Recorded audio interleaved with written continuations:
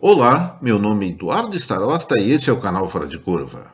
Gente, hoje, 10 de junho de 2022, sexta-feira, vamos então nos preparar para um belo sábado e domingo, final de semana, aqui no sul, de novo, com frio de reenguiar Cusco. As temperaturas devem cair, mas depois isso aí sobra lá para o sudeste e centro-oeste do país. Vai ser alguns dias e vamos encarar eles com um bom vinho, uma boa panelada de pinhão e outras coisas boas que nós desfrutamos aqui na região sul do país. Mas vamos para o nosso trabalho, então.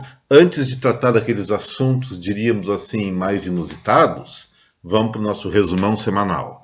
Na segunda-feira, no quadro que vem por aí, onde nós antecipamos o que vai acontecer durante a semana, a agenda econômica, nós acertamos dois indicadores. O primeiro foi a taxa de desemprego. E ontem ainda o nosso acerto aqui do canal Fora de Curva foi em referência ao IPCA do IBGE. Mas deu uma certa confusão nisso, eu confesso, porque tentaram um golpe de Estado aqui nos estúdios do canal e começou com um novo apresentador.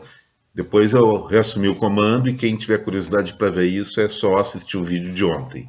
Mas além das perspectivas na segunda-feira, eu coloquei muito claramente uma análise a respeito do emprego do Brasil pelo CAGED, com destaque para o crescimento do setor de serviços em abril. Indústria, comércio e agricultura tiveram performances moderadas e exatamente o que está alavancando a expansão da economia brasileira é o setor de serviços. Na terça-feira, eu dediquei o Fora de Curva a fazer uma análise um pouco mais profunda e meticulosa a respeito da crise dos combustíveis, com o foco no Brasil. Sim, nós estamos enfrentando um problema conjuntural de alta de preço dos combustíveis, do petróleo, em função da guerra Rússia e Ucrânia e também pelas próprias políticas da OPEP. Mas eu resolvi olhar para dentro do nosso país porque o nosso problema não é só em relação ao mercado internacional. Nós temos problemas aqui no âmbito do processamento do petróleo, do refino, como se fala, e também na eficiência do nosso mercado. E aí, na edição da terça-feira, eu consolidei algumas propostas para definitivo equacionamento do problema da escassez e dos altos preços estruturais dos combustíveis aqui no Brasil.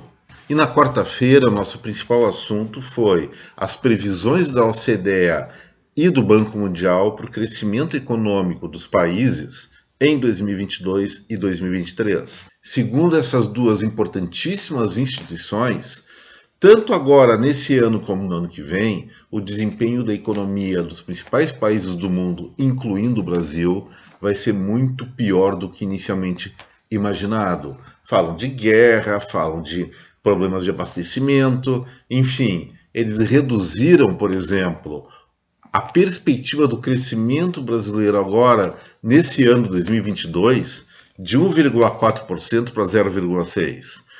Na oportunidade eu falei o seguinte, gente, não vamos levar muito a sério essas previsões. Eles estão trabalhando com modelos antigos do pré-pandemia. O comportamento dos consumidores, das empresas, enfim, de toda a roda da economia, mudou muito nesses 2 anos e meio. E isso tem que ser considerado em novos modelos e novos instrumentos de previsão, especialmente quando os dados do passado recente, que servem de base para olhar para o futuro, estão completamente amalucados. Então eu digo, não, o Brasil esse ano vai crescer bem mais que 0,6%. Eu continuo o meu prognóstico de crescimento acima de 2% e ainda falo, se a Selic cair em tempo, e parece que não vai cair em tempo, porque querem subir até mais meio ponto percentual, que vai ser uma outra baita besteira, eu diria que com juros menores, juros básicos menores aqui no Brasil, seguramente no terceiro trimestre a nossa economia vai estar bem mais alavancada do que está hoje. O outro assunto que eu tratei na quarta-feira, muito interessante por sinal, é o debate que está começando a acontecer a respeito da liberação da venda de medicamentos que não necessitam de prescrição médica em outros lugares, não apenas nas farmácias, tipo supermercado, internet, eventualmente lojas de conveniência. Acho que Se esses medicamentos não oferecem risco à saúde do ser humano, quanto mais competitividade, melhor. Então, tira o monopólio das farmácias. Mas, por outro lado, eu sugeri também que a nossa Anvisa, que monitora o que pode, o que não pode consumir sob controle médico aqui no Brasil, faça um novo pente fino dos medicamentos que eventualmente iriam ser liberados para o mercado e ver se eles não precisam realmente de receita médica.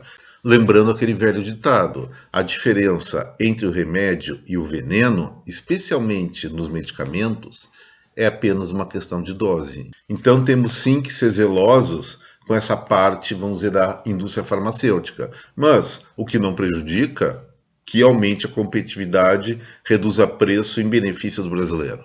E na quinta-feira, ontem, primeiro eu teria que pedir desculpas para vocês, se bem que eu acho que não foi uma coisa advertida minha, foi uma invasão desse espaço aqui por aquele cara que está ali atrás, o nosso cachorrão, que ele diz que é o cachorrão Starosta. Não é Starosta coisa nenhuma, tá roubando até meu sobrenome, quer roubar meu emprego aqui e também quer roubar meu sobrenome, para com isso. Falou um monte de besteira, desaforou a gente aqui. Só para formalizar então, me desculpem, mas eu acho que eu vou botar uma coleira no cara para isso não acontecer de novo. O que vocês acham? Mas até que eu entendo ele invadiu aqui o nosso vídeo porque ele estava muito animado, porque o Fora de Curva acertou em cheio de novo quanto foi a inflação do IPCA.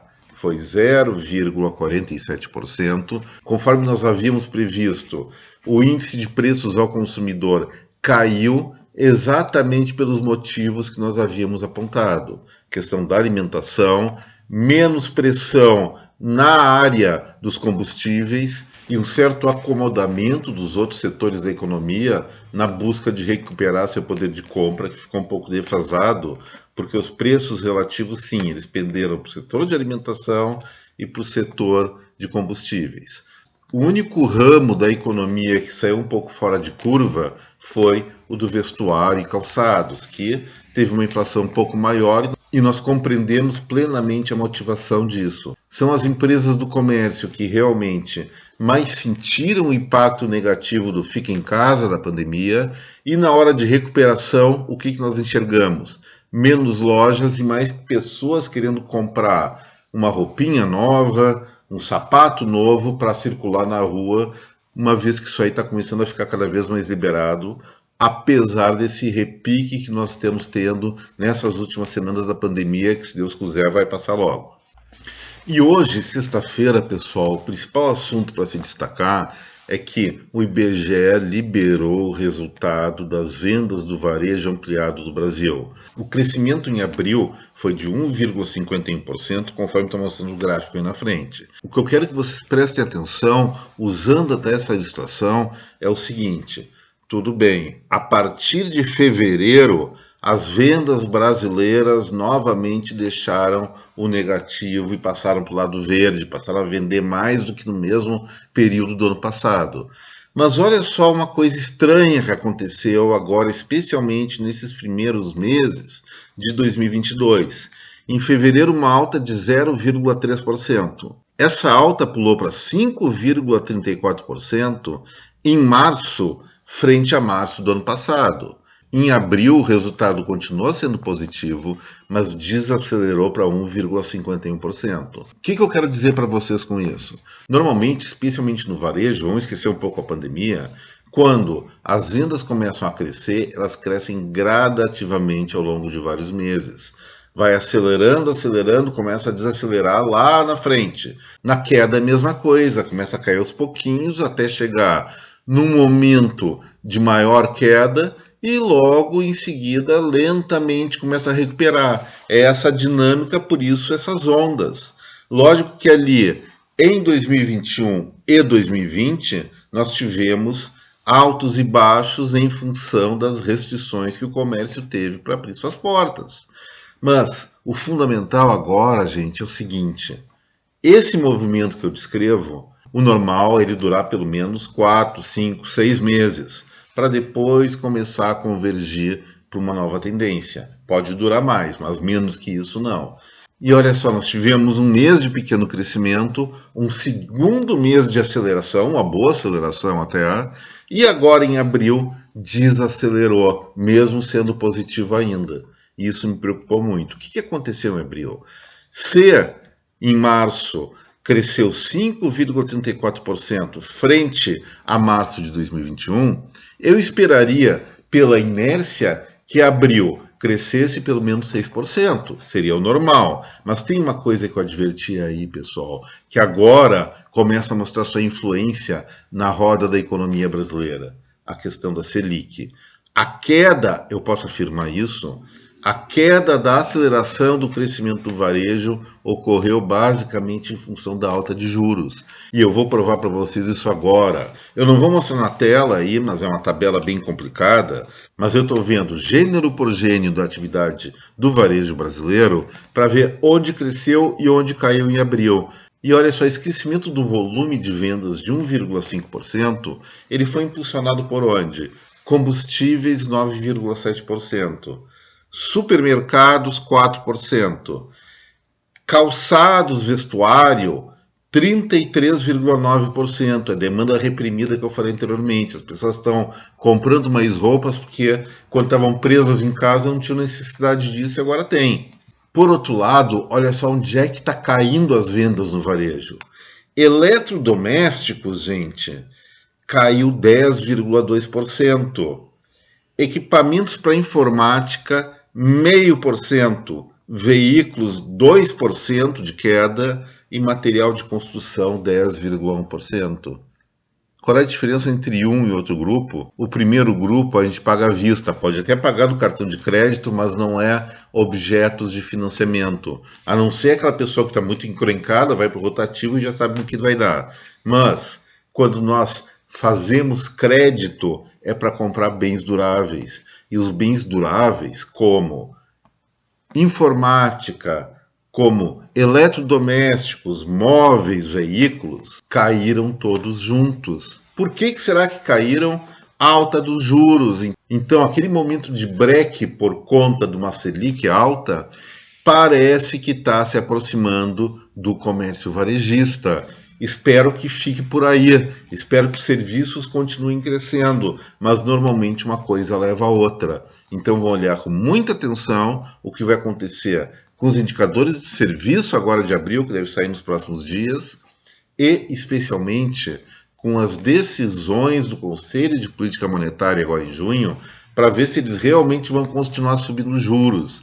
Eu digo novamente, não pode subir mais, e sim, deve cair, senão a atividade econômica do Brasil pode se aproximar lamentavelmente de patamares que nós não queremos. Não vamos crescer com juros mais altos ainda, 2,5%, 2%, mas se essa taxa, se essa Selic cair, podemos ainda dar tempo de recuperar as vendas do comércio, isso vai impulsionar emprego, porque, repetindo mais uma vez, os juros sobem por causa da inflação. Só que a inflação atual não é causada pelo excesso de consumo, e sim pela redução da oferta. Vamos lembrar, alimentos, commodities mundiais subiram de preço, as pessoas continuam consumindo porque tem que consumir comida, senão a pessoa fica com fome. Combustíveis, não se pode normalmente abrir mão, a não ser para um passeio ou outro, do consumo de combustíveis. São chamados bens inelásticos, com forte determinação do mercado global em várias frentes. Combustíveis totalmente, alimentos nas commodities como soja, trigo, milho, e isso que vem pressionando, e carne, antes que eu esqueça, e isso sim que pressionou durante muito tempo a inflação brasileira. Apesar de tudo isso, essas variáveis aparentemente não são controle, não vai ter mais aquelas inflações altas. Nós acertamos o IPCA, e eu vou arriscar um pouco mais, vou dizer mais. Agora, quando nós chegarmos ao IPCA 15 de junho, nós não vamos verificar a alta de inflação. Provavelmente vai cair um pouco mais ainda, porque a inflação, o IPCA 15 de junho, ele é computado entre 15 de maio e 15 de junho. Nós estamos hoje no dia 10 e até o dia 10 não houve, pelo menos no mercado interno do país, alta significativa no preço dos combustíveis. Dos alimentos também não. Talvez haja até uma redução. Então, gente, inflação pelo menos no curto e no médio prazo, por conta da questão internacional, deixou de ser um problemão. Temos sim que prestar atenção, mas não vai ser a pedra do nosso sapato agora. Sob o ponto de vista da emissão de papel moeda, que geraria inflação, isso não está ocorrendo. O setor público, federal, estadual e municipal, todos eles conjuntamente estão com superávit. A dívida pública está caindo, então não tem que imprimir papel moeda, como se fazia antigamente, para pagar conta de salário de funcionário público. Acabou isso aí. Então, sem emissão de dinheiro e sem um impacto muito grande nos chamados produtos inelásticos, aqueles que a gente tem que continuar consumindo, mesmo que estejam mais caros, porque não dá para abrir mão deles, então, problema inflacionário por hora, pelo menos, está resolvido. Não está resolvido nos Estados Unidos, mas a situação lá é outra. Desemprego muito baixo, atividade berrando, atividade bombando, melhor dizendo. Então, lá eles registraram, sim, uma alta inflacionária de 1%. Vocês imaginariam que um dia a inflação brasileira seria menos da metade da inflação dos Estados Unidos? Esse dia chegou. Então, já que esse dia chegou, não vou tratar mais de economia. Acabou. Só duas coisas que eu queria tratar. Mentindo um pouco que eu falei que não ia tratar, mas é mais política. Primeiro, atribuíram ao Paulo Guedes a ideia de congelar preços de alimentos no supermercado. Mentira. Paulo Guedes tem uma orientação liberal. Eu dei uma olhada no que ele falou. Ele simplesmente teve uma conversa com os líderes dos supermercados e demonstrou a redução de impostos que ele fez sobre o setor de alimentos. E falou assim, olha, o custo de vocês diminuiu, agora manerem no aumento aí. Gente, foi só uma expressão, não foi vou congelar. Foi tipo assim uma informalidade. E a outra coisa que está me intrigando é o seguinte, gente. Nós temos um personagem da política brasileira que aparece a cada 4 anos, muito preocupada com o meio ambiente. Sim, eu estou falando da Marina Silva, que concorreu talvez mais que o Lula para presidente da República. Não levou nenhuma vez, mas chegou a ter potencial de ser vitoriosa. E aí eu cheguei, bom, o reaparecimento dela já era esperado, então vamos ouvir a pauta, especialmente ambiental, que ela tem. Mas a nossa Criana, ela não estaria concorrendo, em princípio, a presidente da República ou mesmo senadora pelo Acre. Foi oferecido para ela a posição de vice-governadora do estado de São Paulo pelo PT. Eu achei estranho, gente. Essa moça, essa senhora agora, ela se fez defendendo a floresta e foi morar naquela selva de pedra de São Paulo.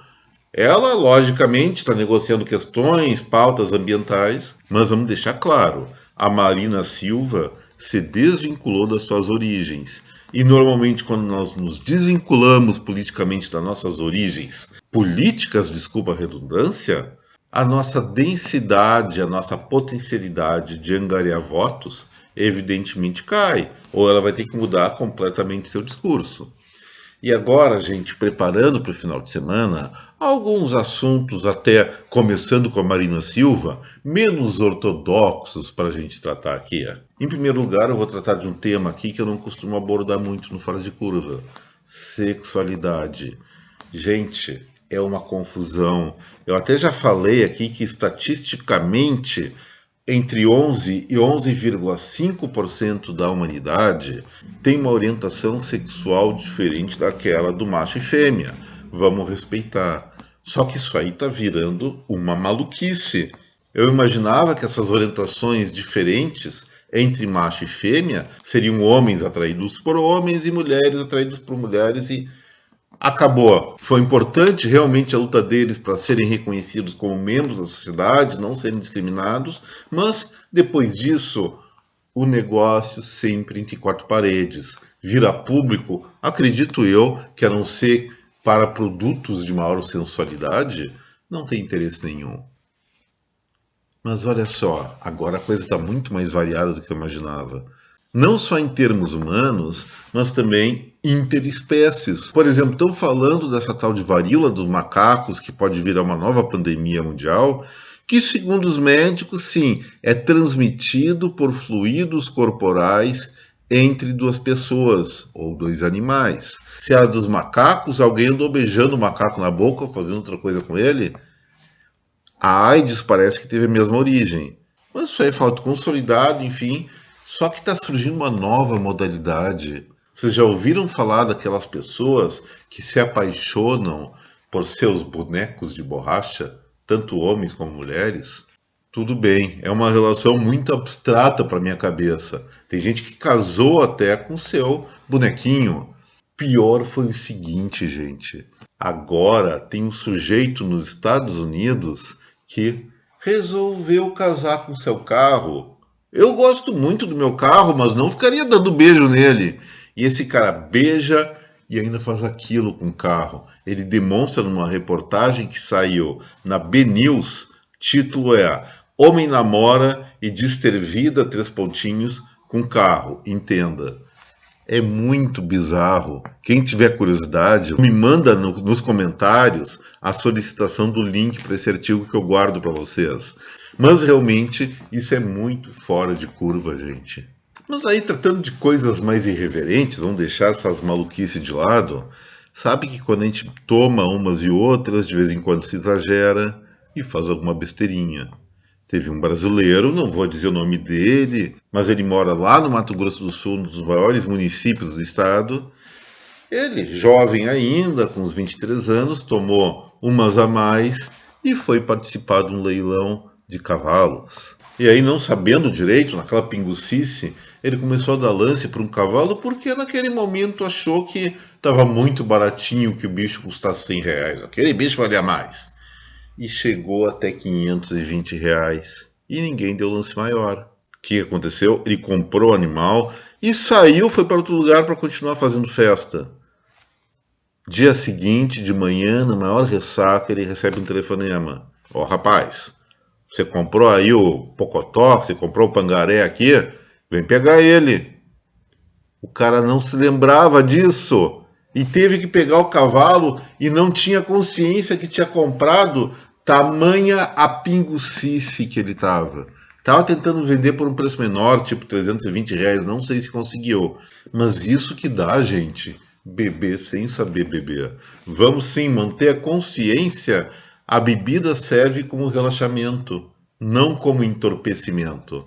Vamos respeitar esse limite. E agora, para finalizar o Fora de Curva, vamos viajar um pouquinho, vamos até Nova Zelândia, perto daquele país muito estranho, mas que eu gosto muito, já morei lá na Austrália, cheia de bichos inusitados, mas a Nova Zelândia são 2 ilhas, um pouco ao sul da Austrália, muito bonitas, com muito turismo e muita ovelha, muito bovino.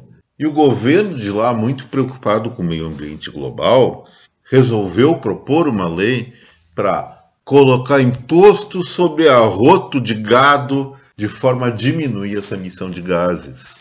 Só para esclarecer lá, mesmo com uma população de 5 milhões de pessoas, gente, eles têm 26 milhões de ovelhas e 10 milhões de bois e vacas. Como é que eles vão controlar os arrotos dessa bicharada toda? A ideia deles é eventualmente colocar aditivos alimentares ou fazer com que os pecuaristas ofereçam comidas menos arrotantes para esses bichinhos de estimação, com o objetivo de reduzir essas emissões. Mas, cara, como é que eles vão controlar o arroto desses bichos? Será que cada bicho, cada ovelha, cada boi, cada vaca e cada ovelho também, é claro, vai ter que ter um sensorzinho, tipo um cachimbinho? Arrotou a pagar imposto, arrotou a pagar imposto. Não tenho a mínima ideia e vou falar a verdade. Nem quero pensar mais nisso, eu quero mais ir para o final de semana, como acho que vocês, cada um de vocês também quer relaxar, tomar um vinhozinho. Aqui no sul está muito frio, mas no Nordeste, Norte, uma cervejinha cai muito bem, com destilado, escolham. Mas relaxem, não fiquem entorpecidos, que nem o cara que comprou cavalo esqueceu, e tenham um excelente final de semana. Aproveitem muito bem o sábado, o domingo, porque na segunda-feira sempre nós temos mais encrenca por aí. Então, gente, mais uma vez, muito obrigado pela atenção. Tenham um excelente final de semana. Até breve, um forte abraço em cada um de vocês. Tchau!